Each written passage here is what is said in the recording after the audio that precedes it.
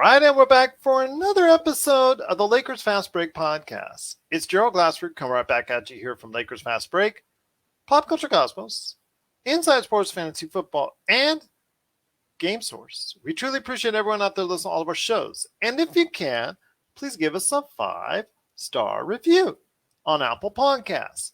Plus, if you can like, share, subscribe, follow, or do anything that you can to support us right here at the Lakers Fast Break, Pop Culture Cosmos, Inside Sports Fantasy Football, Game Source, the awesome folks at LakerHolics.com. Be part of the conversation today at LakerHolics.com. Plus also the wonderful folks, the very jolly folks at the Hoopheads Podcast Network. And you can catch all their jolly NBA podcasts today at hoopheadspodcast.com, at hoopheadspod.com. And if you can support any of these great causes this holiday season, it is sincerely appreciated. Well, with COVID ravaging the NBA and really just being a problem that's out there as regards to trying to field a team for many of these NBA clubs, more games and more games are being canceled and postponed. There were more than a couple games that were canceled on today's slate.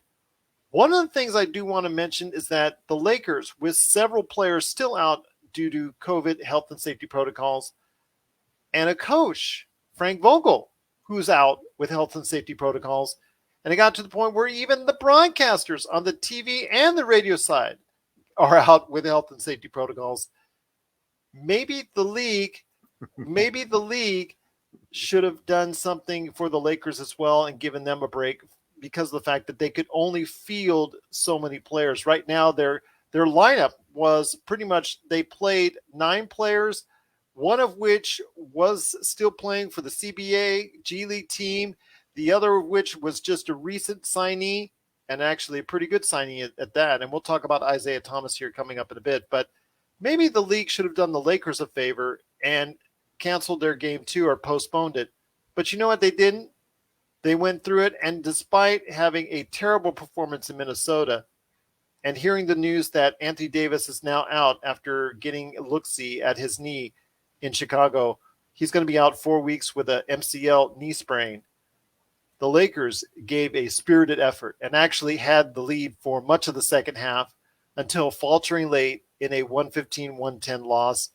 I don't really want to go ahead and really get on the Lakers. Maybe just the late game execution, I think, maybe needs to be shored up. Turnovers were still a problem. But you know what? This team played hard, and I think they took a lot from Isaiah Thomas, who wants to stay in the league, has making a statement that he wants back into this league and wants to stay in this league. Will it be with the Lakers? We'll talk about that here in a minute. But the return, even with all the COVID absences, we did have a return as well of Trevor Ariza, and we'll talk about how that may help the team going forward. We'll wait and see. But here today to talk about the game and the effort, and something, again, even though they lost and even though we don't like to talk about moral victories, I think you probably should take away that this was kind of a moral victory, even though the team lost. Is a good man indeed.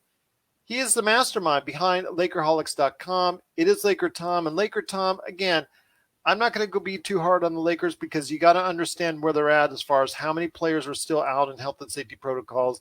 They gave a spirited effort. LeBron, after struggling initially, played so well for most of the rest of the game at 31 points, 14 rebounds, 6 assists, played center most of the time during that process, 2 block shots, only 4 turnovers. Russell Westbrook followed it up with 20 points. Kind of uneven performance for him, but 8 assists and 9 rebounds. 21 points from Carmelo Anthony because he was asked to shoot, and shoot he did. 5 of 12 from 3. And Isaiah Thomas giving you 13 points as far as the lift is concerned.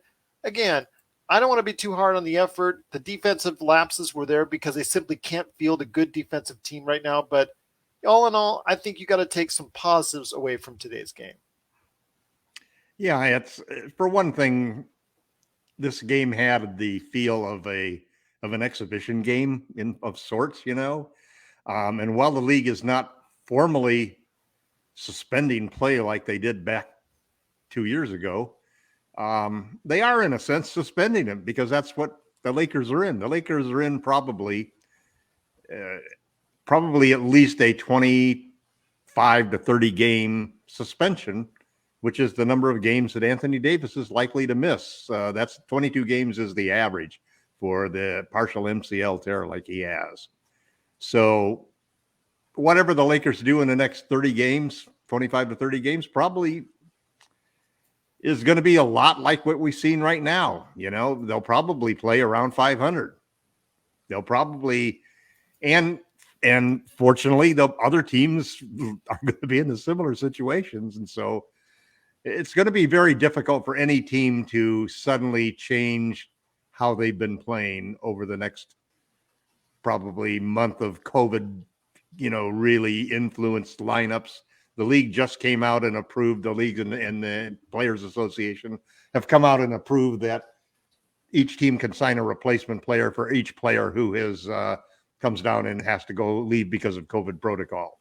And it's not counting against the tax. And it doesn't count against your tax and salary cap. So they are going to keep the league open, and they're not going to cancel games. And this will ensure that teams will have enough players so that you may not know any of those players. And it could be a boom for a lot of guys who are hanging at the edge of the league. It'll be a boom for a lot of guys in the G League. I think they're having a G League exhibition going on. G League showcase, yes. Showcase, and all of the general managers now are going to be flocking to that place. And really, they should all be brought up by now. There's going to be not much of a showcase if all of them are already playing in the league. Well, you figure, at one point we had 13%. Let's see, there are 30 teams times 15 players. If I calculate the math, that's 450 players. Is that right? Yeah. 30 teams, 450 players, and 13% of them had COVID. We're out because of protocols. So that's, maybe 70, 65, 70 players that you're going to have 60. That's a lot of slots getting filled up. Yes. We're going to get so many Woj and Chums bombs that are, over the next couple of days that, you wonder who they're going to end up with. The Lakers can sign 4 more guys. I don't think they'll do that, but I think they'll at least maybe sign 1 more. But yeah, it's going to be the chaos of the lineups that you're going to see over the next month. It's why all of these games are. It's sort of like, we're going to put the league in suspended animation, put everybody to sleep. There'll be a few changes because some teams are going to be hotter than others, and some teams will be hurt more than others. But we'll start up again, in another 30 days after Anthony Davis. At least for the Lakers, it's like this. And then you have the Anthony Davis penalty on top of COVID. So, I've read it about 5 times already, Gerald, and thought it about 1 million times that this year is starting to look just like last year. Yeah, it is. It's the deja vu sensations that you're getting as you watch these games are like goosebumps up my back, man. It's just, and this is going to be the 3rd totally different kind of season that we've had in a row, and we won 1 of the first 2, it's not impossible that we could pull out a miraculous comeback. Anthony Davis has already announced that he's going to be working on his body and getting a lot of rest and going to come back really fresh and motivated. So that's half of what we got out of that 4-month holdover, last time in the bubble. So maybe the AD coming back late in the season, maybe that's the formula that Anthony Davis needs to be a championship player. And that's all they need to do is stay around 500, because as you and I both see, when you look at the Western and Eastern Conference standings, there's a ton of teams right around 500, staying at 500 or being right around 500 or even being just barely above 500 may get you a 5th or 6th seed, maybe even higher. Yeah. And it's going to be hard for anybody to really mount big campaigns the way that things are going to get worse than they are right now. I hope and pray that that's different, but I don't expect that. I think Omicron is going to just destroy this country. I have big concerns over just all of the contacts that are in my bubble now, just because you just can't isolate yourself for so long, I got 3 grandkids that I'm hugging, and God knows where they've been, and it's the lady who cuts my hair, and You go on, and the players, I'm sure the players, it's the same thing. 40% of them haven't been boosted. The CDC needs to come out and basically say that fully vaccinated means that you've gotten at least 2 shots plus a booster shot. And if you haven't been boosted by one of the mRNA vaccines, then you're not fully vaccinated, and you can't go to any of these events, and you have to follow these other rules. And they're so afraid of the way that this has turned into a culture war that now you can't even get the CDC and the FTC to agree upon things as to what is the situation, what should people do, and it's so confusing that and the players probably feel the same way. So we're in for a monkey bars ride for the next month to see what happens. Once again, it is the Lakers winning, or excuse me, once again, it's the Lakers falling short to Chicago, 115-110, in a very spirited performance, but ultimately falling short in the fourth period, where they had a lead for much of that period of time. But I will say, again, great performance by LeBron after starting off sluggish. I want to go ahead and close out the show. We talked about Anthony Davis. Hopefully he will be on the mend, and hopefully he'll be well rested when he comes back in about 3 to 4 weeks. They'll start to take a look at the knee and see if it's starting to shape up. Maybe we'll get the Lakers all back together by that point in time. But one of the Lakers that did come back was Trevor Reza. Played 15 minutes, hit his only shot, a three-pointer. Didn't make or assert himself yet because obviously it's his first game, still getting back into the thick of things. I mean, I told you before, if he can give us 15 solid minutes of defense and some shooting, that's all I'm going to ask for at 36 years of age, because he's not LeBron at 36. Right. He's Trevor Reza at 36. So I want to hear your thoughts. Trevor Reza coming back into the lineup. What do you think he can do for the team? He's not going to be the savior because he is 36 years old. Okay. But he's 6'8" and 225. And we don't have guys that size. You got LeBron James is the closest thing to it. And we really need Big Ben. And especially with Howard out, and it's become our Achilles heel is playing these. It's a great to go small and play 3 guards, but one of those guards is always going to get picked upon by a 6'8" guy, and it's nice to have Trevor Ariza to stick in there to fill that role. There's some interesting things about the game that I think are kind of cool, and I'd like to get your feedback on those, Gerald. Sure. Who made up the starting lineup, I think, is an interesting topic. Was this Frank Vogel's starting lineup? Have you heard anything about that either way, or was this Fizdale? All I will say is, or was this Fizdale? Because David Fizdale sat as coach of the game. Yeah. I really kind of liked adding Isaiah Thomas. I liked IT getting a chance to start. Because you knew he would have the energy to go ahead and bring something, because that's something they didn't have on Friday in Minnesota. And bringing him, who's on a 10-day, who's literally just auditioning for himself, for the Lakers, he's not afraid to play with LeBron and Russ and take a big time shot. Absolutely. And I'm glad that he got, I thought it was a really good move to play him the amount of minutes and to be in the starting lineup. You do see the problems though defensively, just because he didn't really get picked upon, and he really he got a block. He really played spirit. He's a fairly athletic guy. You can't be that I understand size. That, but you can't be that size and get in there. But here's Caruso got him on a couple drives. And there was a bunch of other good feeling moments in the game, like that jump ball between Caruso and Rondo. That was just terrific to see.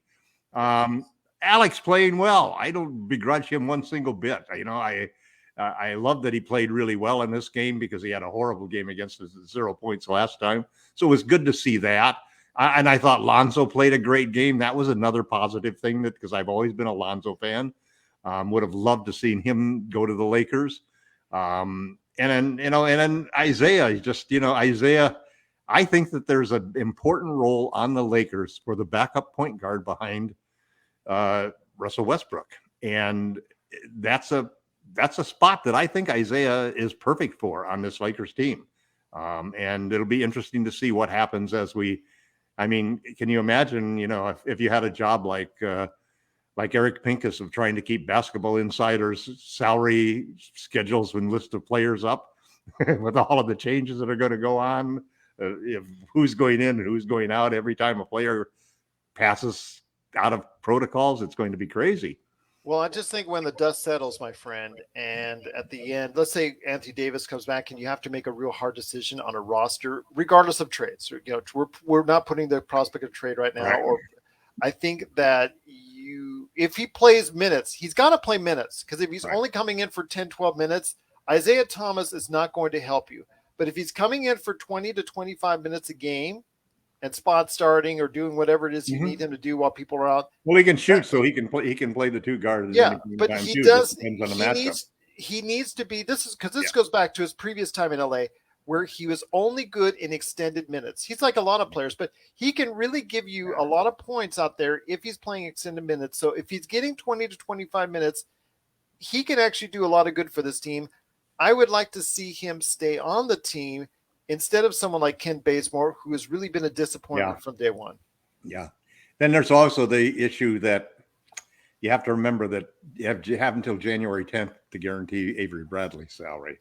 And despite Frank Vogel loving Avery Bradley, it's a non-guaranteed contract for a team that added a 15th player only out of need, not because they wanted to do financially, because they basically avoided it. And there's probably around $5 million attached to Avery's salary because of the Lakers salary cap luxury tax situation. So they may decide to go back to 14 players too. That's another thing to look at. Although you got to figure that unless we really have something wondrous happen in the COVID situation so that it just disappears. And I think most people now accept that we're going to see COVID for many years, and we're going to just get vaccinated every 6 to 9 months for as long as we can see in the near future. So it's going to be a crazy season, just like the last two. And it probably won't really start in seriousness until, February. One of the things that they did over the summer, that they did just before training camp, was bump up Austin Reeves from a two-way to a regular contract. And he's played great. I'm not trying to just razz on, and make fun of Austin Reeves, because obviously he did great, hit the game winner the other day in Dallas. But the thing is, you've already now committed to him on a full-year contract, which right now roster viability and contract gymnastics are now coming into play. And you basically pigeonholed yourself with Austin Reeves, saying we're going to commit to you for the year. And you're not going to drop him. So like you said, when it comes to January 10th, the Lakers have to make some hard decisions on keeping Avery Bradley, keeping Isaiah Thomas around that time. He's probably going to get extended for another 10-day. So, once you got to make an eventual call on him. There's probably going to be half a dozen guys around, probably 10 guys around, 15 guys around the league, one or every two teams, who's going to make a living simply because there will be somebody on COVID on that team in protocol all the time. We talked about on the Lakerholics back pages. It's like the movie Replacement Players, James Ennis III, we've talked about. He's going to probably be someone that fits that bill. Well, he was begging to play for the Lakers, so there's a chance, James. Hopefully he signed with us instead of somebody else. Maybe, but right now he's with the Brooklyn Nets. So that's right. I forgot he signed there. Yeah, and unless he gets dropped by them, but we'll see what happens there. But with Isaiah is probably going to stick with whatever team that he's going to be staying with for the rest of the season, because he just scores too many points. Yeah. I think that if it's going to be the Lakers, that would be great. If not, then he's going to stick with another team. But if the Lakers let him go, that's some valuable offense that they're letting up. I think that Isaiah's got a good chance to stay. As I said, I think that we'll probably have a couple people in protocol, and then, God forbid, what if somebody gets sick, Maybe is there a possibility you think they'll extend it to 16 full-time players? That they'll go from 15 to 16 for the rest of the season? Well, the thing that makes sense to do that is, what do you want to do? Do you want to have a guy who sits there and gets cut and then brought back next week? Then the next week but just a full-time roster slot, so they don't. Yeah, I know. So why not add another couple spots and have somebody who's there practicing with the team who can understand the plays and knows what's happening, and they're just not active for games until somebody gets COVID. It makes perfect sense. I suppose in a way that's what the two-way players are, but again, teams, they sign two-way players for a different reason than replacement players, really. Yeah. Although in a lot of cases they are the same reason, because these are the guys that you're investing in. So obviously you should want to have them play valuable minutes in a situation where they're required to. That's something that they never get in the G League, is a chance to come up and play with a parent team and hopefully, perform well. We'll just have to see. Brown, I think, made a couple of good defensive plays. Missed a layup that I saw, made another layup. So at least he got a chance to play. And, he's 6'5", I think. So he's not really a big Sean wing. D. Brown, just to let everyone know, from the South Bay Lakers. And then Jay Huff is sitting there at the end of the bench, and unfortunately, he just doesn't move well. He's not going to stick. I don't think that. But it is the Lakers falling short in Chicago, 115-110. Want to thank you so much for watching and listening. But before we head on out, I got to mention to you that LakerTom has some great articles that you need to check out this holiday. And there are no excuses with a lot of places that are closed for the holiday break. Not because of COVID, but for the holiday break. And one of the things you got to check out is his latest. Oh my gosh, he's at it again with Trader Tom. 3 blockbuster Laker trades built around Russell Westbrook and THT. He's at it again. Also, as well, you got to check out what he's talked about in his articles with Frank Vogel, 10 reasons why Lakers should trade Russell Westbrook for Ben Simmons, and so much more, plus Jamie Sweet's 5 Things articles, the whole 9 yards. You got to go ahead and check out the entire experience today, Lakerholics.com. But before we head out, my friend, wanted to go ahead and just say that I'm happy that you made it in. Wishing you the happiest of holidays. We're going to be back here pretty soon, but I will letting everybody know that here in a sec. But any last thoughts on the game or what's going on with the Lakers before we head on out? Well, I think that the Lakers obviously opened the door to trading Russell Westbrook. So they've had discussions on that. That's been confirmed by several sources. They've talked to people, but nobody apparently has been interested. So, yeah, but at the same token, the Lakers know that they have to make a move at this point in time. Otherwise, they wouldn't have had these conversations about Russell Westbrook. And it's not necessarily that Russell Westbrook is the reason for the Lakers' problems, because a lot of the problems are because LeBron James got injured and now Anthony Davis is injured. And Anthony Davis is underperforming. Remember that situation last year? There's a myriad of reasons why the Lakers are where they're at. So the whole point is really that what the Lakers have to do at this point in situation is, and I'm glad that they're doing this, because a lot of people there are a lot of general managers out there, if they had traded for Russell Westbrook like Rob Pelinka did, they would be sticking behind Russell Westbrook all the way until they die. Because otherwise, admitting a mistake was something that they could not afford to do with their job security. The simple fact that they have talked about trading Russell Westbrook is an admission to a certain extent that, hey, maybe it wasn't Russ's fault, but for whatever reasons, this hasn't worked out. And also, we have a problem with LeBron getting older, and we have a problem with AD getting more injured. And we really have a problem with size, and if we're counting on Trevor Ariza to be the solution, like Gerald and I have said before, that's not what you want to put your money on, man. So I think the Lakers, I'm hoping the Lakers see the same situation, and the obvious solution to me is Miles Turner. In whatever combination you have to put together, we have the assets that could bring Miles Turner here to play with Anthony Davis. And that would take the pressure off of Davis of having to play center. I mean, the guy the other day was talking about wanting to play small forward, in his later days.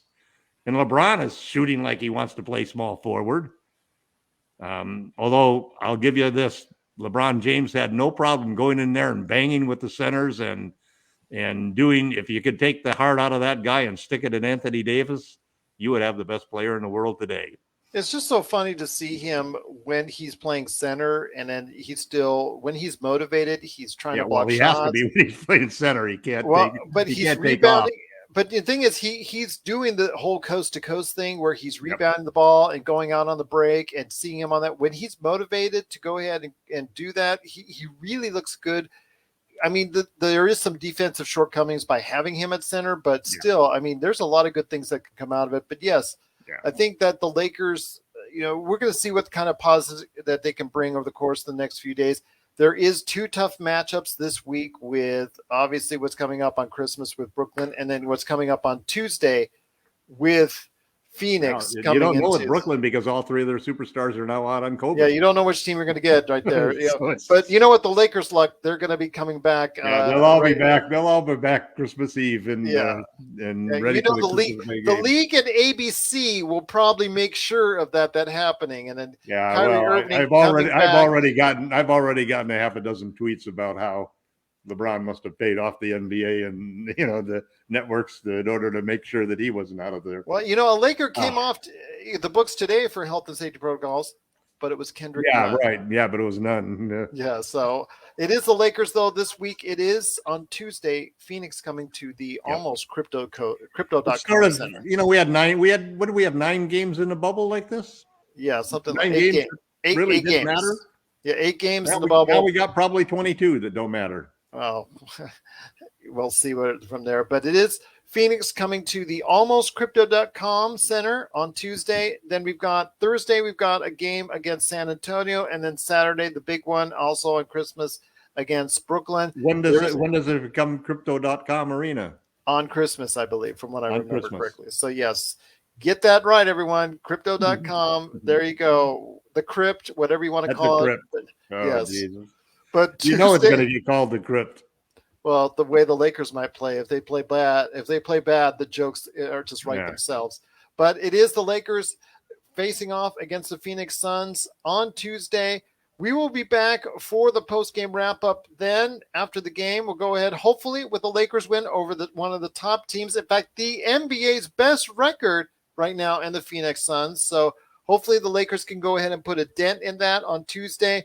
We'll be back to talk about the game on Monday night / Tuesday morning. I do have a great episode coming up with Jennifer Matthews-Lewis and also Megan Price. They're both on together talking about COVID and the NBA and the teams that they cover. That's coming up on Monday night, Tuesday morning. And then, of course, you've got Tuesday with the wrap-up with LakerTom and I as well.